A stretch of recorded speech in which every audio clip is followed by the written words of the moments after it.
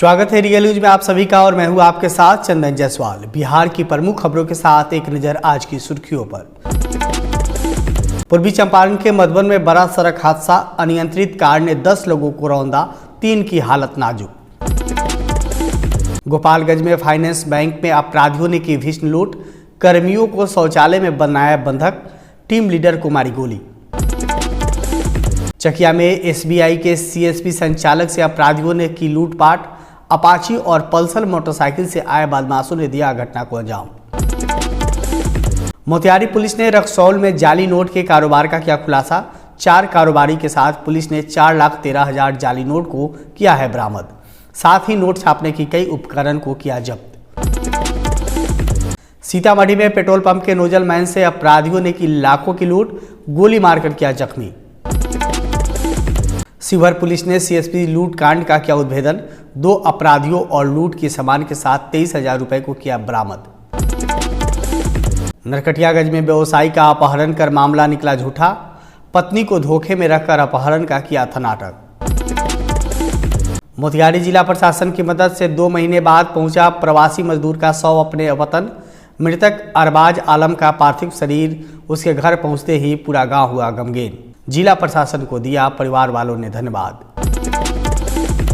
अब खबरें विस्तार से। बिहार के सीतामढ़ी में अज्ञात अपराधियों ने पेट्रोल पंप के नोजल मैन से लूटपाट की घटना को अंजाम दिया है। अपराधियों ने नोजल मैन को लूटपाट के दौरान गोली मारकर जख्मी कर दिया। पूरा मामला जिले के रूनीसैदपुर थाना क्षेत्र अंतर्गत बसतपुर पुल के पास रामचंद्र पेट्रोलियम की है। बताया जा रहा है कि पेट्रोल पंप से पैसा लेकर बैंक में जमा करने के लिए जा रहा था, तभी कार और बाइक पर सवार अपराधियों ने घटना को अंजाम दिया है। वहीं घटना का विरोध करने पर अपराधियों ने गोली मारकर जख्मी कर दिया और फरार हो गया।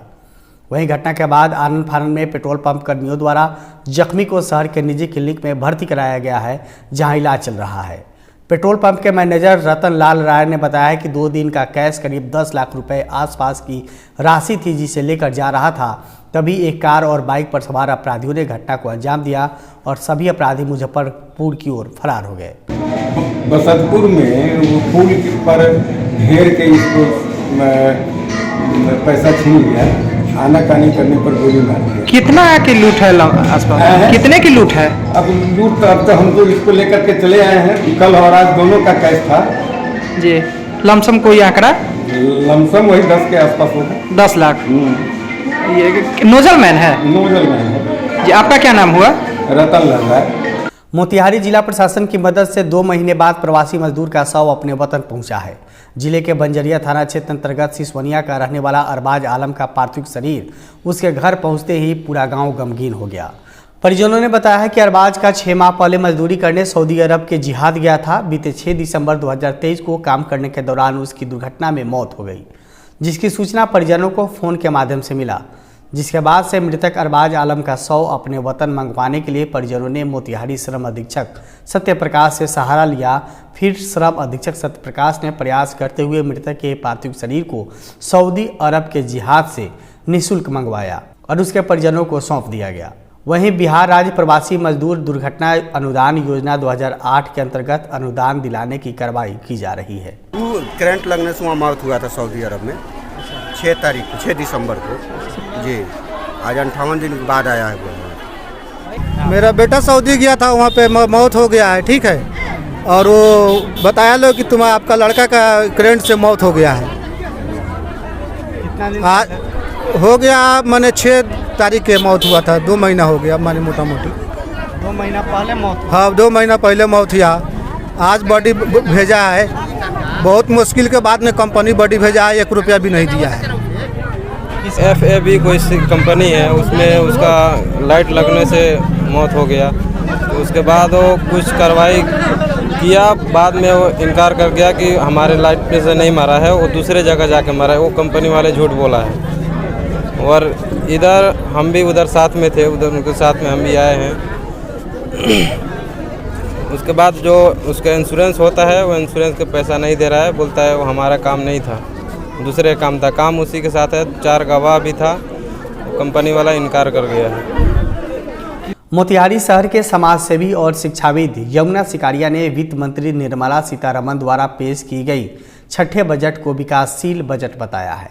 यमुना सिकारिया ने कहा है कि केंद्र सरकार द्वारा युवाओं को ध्यान में रखते हुए भारत के सभी जिलों में सदर अस्पतालों में मेडिकल कॉलेज खोलने की राह को आसान किया है। इसके साथ ही सरकार ने उद्योग सेंटर को रेलवे से जोड़ने पर विशेष ध्यान दिया है ताकि उत्पादित वस्तुएं और सस्ती दरों पर मार्केट में उपलब्ध हो सके। इसका फायदा लोगों को मिलेगा। यह बजट युवा, महिला और किसान को सशक्त बनाएगा और रेलवे नेटवर्क को पूरे देश में लोगों के आवागमन के लिए सुलभ हो, इस पर सरकार ने विशेष ध्यान दिया है। बजट एक अलग बजट है अपने किस्म का। सरकार ने जो युवा बाहर जा रहे थे पढ़ाई के लिए, तो सरकार ने एक नया सिस्टम इसमें लाया है। जितने भी भारतवर्ष में सदर अस्पताल हैं, सरकार उसका अवलोकन करवाएगी और सारे सदर अस्पताल में मुझे लगता है कि आने वाले 5 वर्षों में एक मेडिकल कॉलेज खुल जाएगा।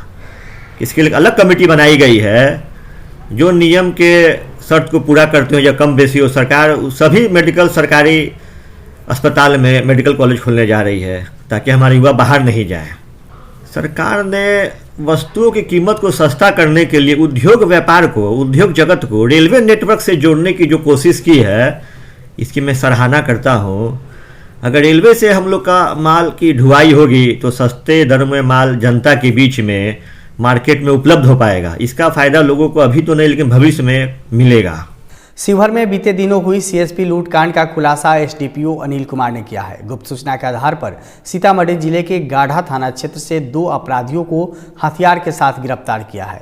साथ ही पुलिस ने घटना में प्रयुक्त एक मोटरसाइकिल, मोबाइल फोन के साथ बैंक का पासबुक, चेक व आधार कार्ड के साथ 23,200 रुपये नकद को बरामद किया है। बता दें कि जिले के पिपराड़ी थाना क्षेत्र में बीते दिनों नकाबपोश अपराधियों ने सीएसपी सेंटर से हथियार के बल पर लूटपाट की घटना को अंजाम दिया था, जिसमें अपराधियों ने 84,000 रुपये की लूट की घटना को अंजाम दिया था। वहीं शिवहर पुलिस इस घटना में संलिप्त और अपराधियों को गिरफ्तार करने के लिए छापेमारी कर रही है। इसमें दिनांक 29 को पिपराई थाना अंतर्गत अम्बाकाला क्षेत्र में सूचना मिली कि सीएसपी संचालक का जो है बैग छीनकर बाइक सवार युवक जो है फरार हो गए।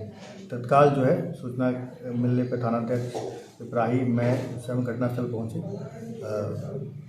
अपराध कर्मियों का पीछा भी किया गया और अग्रतर अनुसंधान में कल गाढ़ा थाना अंतर्गत सीतामढ़ी जिला गाढ़ा थाना अंतर्गत नीलेश उर्फ आर्यन के यहाँ रेड किया गया। रेड करने के दौरान जो है वो उनके पास हथियार था। हथियार छुपा कर वो भाग रहे थे तो उनको गाढ़ा थाना द्वारा पकड़ा गया। पकड़ने के बाद जब उनको थाना लाके उनसे पूछताछ किया गया, गाढ़ा थाना लाके पूछताछ किया गया तो उनके द्वारा अपने स्वीकारोक्ति बयान में बताया गया कि वो और उनके अन्य साथियों द्वारा मिलकर इस घटना को अंजाम दिया गया था, जिसमें उनके गांव के ही वीरेंद्र कुमार जो है। मोतिहारी के चकिया में फिर अपराधियों ने एसबीआई के ग्राहक सेवा केंद्र के संचालक से हथियार के बल पर लगभग 2.5 लाख रुपए की लूट को अंजाम दिया है। चकिया थाना क्षेत्र के गवंद्रा गांव पर स्थित एसबीआई के ग्राहक सेवा केंद्र के संचालक से 2 बाइक पर सवार 5 अपराधियों ने हथियार के बल पर लूट की घटना को अंजाम देकर फरार हो गया। घटना देर शाम की बताई जा रही है। स्थानीय लोगों ने बताया है कि घटना की सूचना पर पुलिस पहुंचकर छानबीन के बाद अपराधियों के फरार होने की दिशा में छापेमारी में जुटी हुई है। इधर सीएसपी संचालक ने बताया है कि एक उजला रंग के अपाची बाइक और एक काला रंग के पल्सर बाइक पर सवार 5 अपराधी सीएसपी में घुसकर पिस्टल के बल पर लगभग 2.5 लाख रुपए और मोबाइल फोन लूटकर फरार हो गया। बताया कि सभी अपराधियों के हाथ में हथियार था और सभी अपराधी अपना चेहरा ढका हुआ था। वह इस घटना के बाद लोगों में दहशत का माहौल है। बांस घाट के गवंद्रा में एसबीआई के सीएसपी से शाम में करीब 6 बजे 3-4 अपराध कर्मियों के द्वारा जो है लूट की घटना को अंजाम दिया गया है, जिसमें 2.5 लाख रुपया ले जाने की बात बताई जाती है। और हम लोग जो है सीसीटीवी फुटेज वगैरह तलाश कर रहे हैं और वादी के द्वारा जो भी चिन्हित किया गया है उनका चेहरा, फेस, उसके आधार पर आगे कार्रवाई की जा रही है। और चूँकि मोबाइल भी इस घटना में लेकर गए हैं तो मोबाइल का जो भी नंबर और CDR वगैरह निकाल कर हम लोग प्रयास कर रहे हैं, वैज्ञानिक तरीके से भी देखने का प्रयास कर रहे हैं। उम्मीद करते हैं कि जल्द ही कांड का उद्भेदन कर लिया जाएगा। गोपालगंज से लूट की बड़ी घटना सामने आई है। नगर थाना क्षेत्र के बंजारी स्थित श्री राम फाइनेंस ऑफिस में लूटपाट की गई।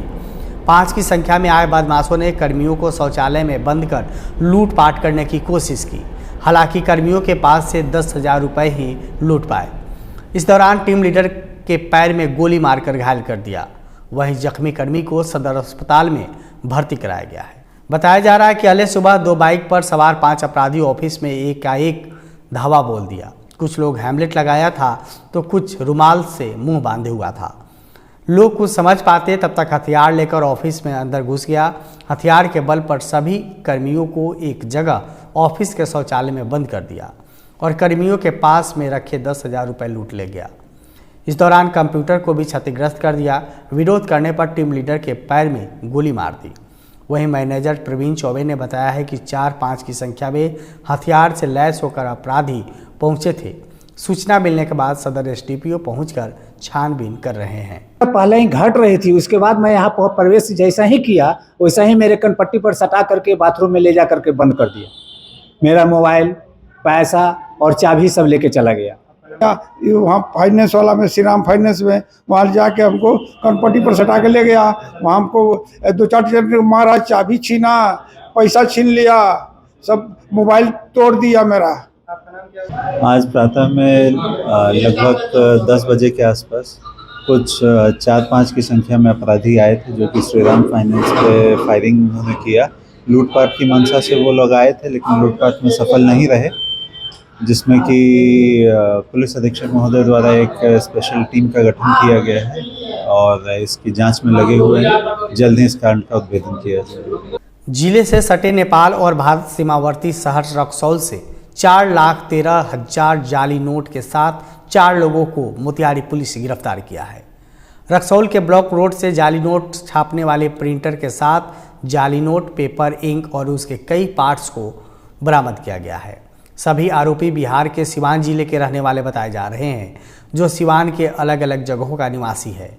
इन सभी को गुप्त सूचना के आधार पर रक्सौल डीएसपी धीरेन्द्र कुमार ने शहर के ब्लॉक रोड के एक घर से जाली नोट सहित गिरफ्तार किया है। एसडीपीओ ने बताया है कि एसपी कांतेश कुमार मिश्रा द्वारा मिली गुप्त सूचना के आधार पर कार्रवाई की गई है। वहीं एसपी कांतेश कुमार मिश्रा ने बताया है कि करीब 4,13,800 जाली रुपए को बरामद किया गया है, जिसमें सभी नोट 100 और 200 रुपए का है। बता दें कि भारत नेपाल की सीमा होने के चलते इस सीमा पर जाली नोट का कारोबार दशकों से फलता फूलता आ रहा है। हालांकि जिला पुलिस की सक्रियता से इन तस्करों के विरुद्ध बड़ी सफलता मिली है। वहीं पुलिस ने सभी आरोपियों से पूछताछ कर रही है ताकि जाली नोट के धंधे से जुड़े लोगों की तलाश की जा सके। मोतिहारी पुलिस की कार्रवाई में जाली नोट और मादक पदार्थ के साथ 4 अभियुक्तों की गिरफ्तारी हुई है। गुप्त सूचना प्राप्त हुई थी रक्सौल थाना के आसपास जो तस्कर हैं वो सक्रिय हैं और एक विशेष टीम का गठन किया गया था एसडीपीओ रक्सौल श्री धीरेन्द्र कुमार के नेतृत्व में। और इस टीम में जिला सूचना इकाई के Manish Kumar, sub inspector Indrajit Paswan, sub inspector Chandan Kumar और सब इंस्पेक्टर एकता सागर थी। इस टीम ने काफ़ी सूझबूझ से 4 लोगों को गिरफ्तार किया। मोहम्मद यूसुफ उर्फ पप्पू, नगर थाना सिवान का, रवि कुमार सिवान का, नीरज कुमार और सूरज कुमार गिरी, ये सभी सिवान ज़िले के हैं। और इनके पास से 1 किलो 20 ग्राम चरस, इसके अलावा जाली नोट करीब 4,13,800 जो 200 रुपये और 100 के डिनोमिनेशन में है। एक स्कूटी मिला है। जाली नोट छापने वाला कागज़ 3 बंडल, 8 कार्ट्रिज, 1 पेपर कटर, 1 कैंची और बाकी जो उपकरण हैं आप सब देख सकते हैं यहाँ पर प्राप्त हुआ है। ये एक महत्वपूर्ण उपलब्धि है। और जो सबसे पहले इस ऑपरेशन में मोहम्मद यूसुफ पकड़ाया था और इसकी निशानदेही पे रक्सौल में रेड हुआ तब कुछ सामान मिला है। और इसके अलावा इसके पूछताछ के क्रम में इसके जो 3 साथी हैं उसके बारे में पता चला, तो टीम जो है सिवान जाके रेड की और बाकी जो 3 अभियुक्त हैं ये सिवान से पकड़ में आए। हम लोग इससे पूछताछ कर रहे हैं और बाकी जो अन्य जो इनके सदस्य हैं गिरोह के और राज्य के बाहर भी इनके कुछ लिंकेजेस मिले हैं, तो हम लोग इस अनुसंधान को आगे बढ़ाएंगे और अन्य लोग जो इसमें संलिप्त हैं उनकी भी गिरफ्तारी की जाएगी। कहाँ से? ये रक्सौल थाना में जो ब्लॉक रोड के पास से ये चेकिंग में फिर ये पकड़ाया पहला जो अपराधी। इसके अलावा फिर पूछताछ के बाद जो टीम सिवान जाके बाकी 3 लोगों को पकड़ के कहाँ कहाँ सप्लाई देता था ये? अभी तक गहन पूछताछ चल रही है। अभी कुछ चीज़ें स्पष्ट नहीं हुई है। हम लोग इनको आवश्यकता पड़ेगी तो रिमांड पर लेंगे। प्रिंट रक्सौल में ही करता था या सिवान में? अभी तक तो पूछताछ में आई है कि ये यहाँ भी करता था और वहाँ भी करता था, लेकिन तीनों के चारों का बयान में अभी फ़िलहाल अलग अलग बातें बता रहे हैं। हम लोग पूछताछ कर रहे हैं और इसके अलावा पूर्व में भी बताया जा रहा है कि इनके द्वारा नोट छपाई की गई है, तो हम लोग इस दिशा में भी अनुसंधान करेंगे। पूर्वी चंपारण जिले के मधुबन में देर शाम अनियंत्रित कार ने एक के बाद एक 6 लोगों को रौंद दिया, जिसमें सभी लोग गंभीर रूप से घायल हो गए। वहीं एक व्यक्ति की स्थिति गंभीर बताई जा रही है। घटना थाना क्षेत्र के बाजितपुर बाजार की है, जहां देर शाम मधुबन से राजेपुर की ओर आ रही अनियंत्रित टाटा हेक्सा गाड़ी अनियंत्रित होकर कई लोगों को ठोकर मार दी और गाड़ी के साथ भागने के दौरान सड़क किनारे लगे दुकानदारों और राहगीरों को जख्मी कर दिया। वह इस दुर्घटना में आधा दर्जन लोग घायल हो गए, जिसमें एक की स्थिति गंभीर बताई जा रही है। बताया जा रहा है कि 2 व्यक्तियों की मौत की अफवाह से आक्रोशित लोगों ने पुलिस के 2 वाहनों को भी बुरी तरह से क्षतिग्रस्त कर दिया और गाड़ी सहित चालक को बंधक बना लिया। ग्रामीणों ने कार चालक और उसमें बैठे युवक की पहचान मधुबन के उत्तरी पंचायत के पूर्व मुखिया का पुत्र सुरेश कुमार के रूप में किया है, जिसे आक्रोशित लोगों ने बंधक बना लिया है। वहीं इस घटना में घायलों को इलाज के लिए मोतिहारी सदर अस्पताल और SKMCH मुजफ्फरपुर भेज दिया है। नरकटियागंज में एक व्यवसायी ने कर्ज से परेशान होकर अपनी अपहरण होने का नाटक रच डाला, लेकिन पुलिस ने इस नाटकीय अपहरण का पर्दाफाश कर दिया है। पुलिस ने बताया है कि व्यवसायी अपने पत्नी को धोखे में रखकर अपहरण का राज रच डाला था। पुलिस ने व्यवसायी को वैशाली से सकुशल बरामद किया है। इस मामले में SDPO जयप्रकाश सिंह ने बताया है कि व्यवसायी को वैशाली से बरामद कर लिया गया है। उसका अपहरण नहीं हुआ। पूछताछ ने उसे पुलिस को बताया है कि कर्ज होने के कारण अपने अपहरण का नाटक किया था। SDPO ने बताया है कि व्यवसायी की पत्नी ने अपने पति के मुजफ्फरपुर से अपहरण होने को लेकर शिकारपुर थाना में आवेदन दिया था। मामला मुजफ्फरपुर का था, फिर भी पुलिस ने FIR दर्ज कर मामले की जांच पड़ताल करते हुए उक्त व्यवसायी को उसके मोबाइल टावर लोकेशन के आधार पर वैशाली से बरामद कर लिया है और पुलिस अभिरक्षा में बयान के बाद सकुशल घर भेज दिया है। इस दौरान SDPO जयप्रकाश सिंह ने कहा है कि झूठी घटना प्रतिवेदन नहीं करे, पुलिस का समय बर्बाद होता है, समाज में गलत मैसेज आता है। शिकारपुर थाना में 77/2024 राधिका देवी के बयान पर केस हुआ था, जिसमें उनका आरोप है कि हमारे पति घर से मुजफ्फरपुर पटना जूता चप्पल खरीदने और उधारी पैसा लाने के लिए गए, अभी तक से लौट के नहीं आए। और उनके पत्नी का यह भी कथन था कि हमारे पति का अपहरण हो गया है और धमकी मिल रहा है, लेकिन वो बार बार बोल रही थी कि मुजफ्फरपुर गए हैं, मुजफ्फरपुर से हमसे संपर्क भी हुआ है। हालांकि हमारे थाना क्षेत्र का मैटर नहीं था, बेतिया जिला का ही मैटर नहीं था, क्योंकि उनकी पत्नी का कथन है कि मुजफ्फरपुर गए और वहाँ से नहीं आए। फिर भी हम लोग उनके बयान पर कान अंकित किए और अनुसंधान किए। हम लोग की एक टीम जो लोकेशन मिल रहा था उसके अनुसार वैशाली गई और वहाँ पर इनको बरामद किया गया औद्योगिक थाना क्षेत्र से। हालांकि पूछताछ में बताए हैं कि हमारा अपहरण नहीं हुआ है, हम अपने मर्जी से वहाँ पर रुके हुए थे, क्योंकि हमारे पर बहुत लायबिलिटी है, तो हम उस लायबिलिटी को समाप्त करने के लिए हम वहाँ पर रुके हुए थे। अब किस तरह से समाप्त करते ये जानते हैं। इसमें हमारे जो IO है आशीष कुमार एक संदेश देना चाहेंगे कि झूठी घटना को प्रतिवेदित नहीं कराने। झूठी घटना प्रतिवेदित होने से पुलिस का समय बर्बाद होता है और समाज में गलत मैसेज जाता है।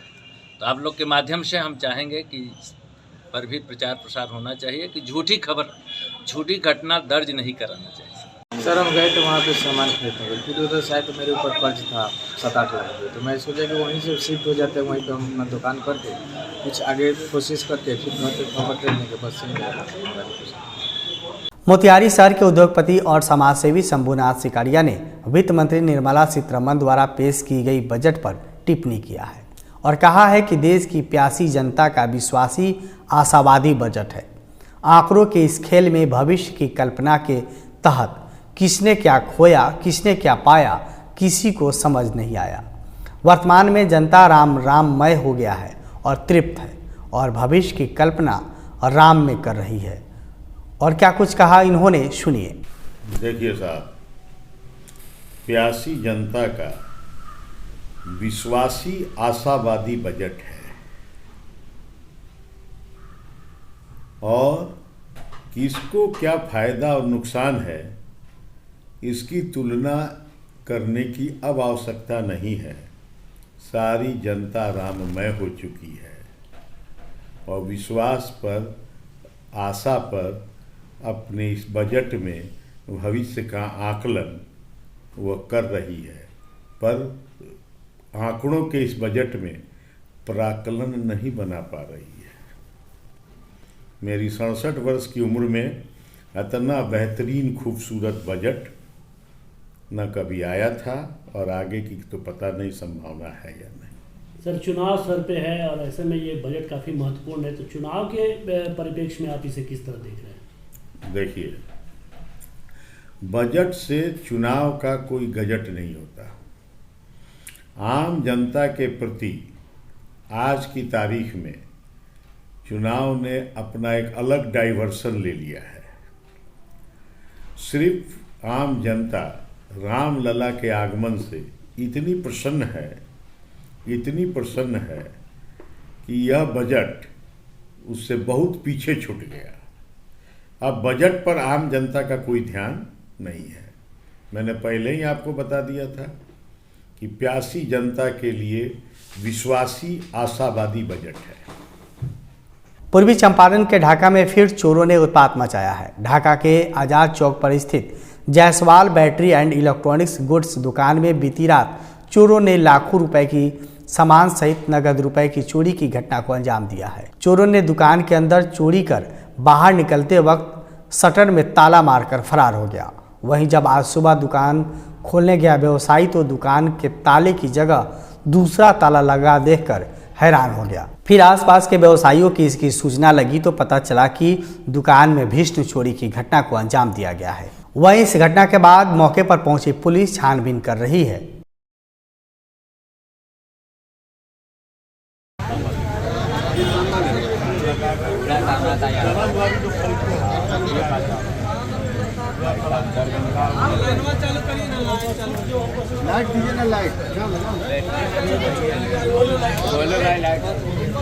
आज के लिए रियल न्यूज में बस इतना ही। देखते रहिए रियल न्यूज। मुझे दीजिए इजाजत। नमस्कार।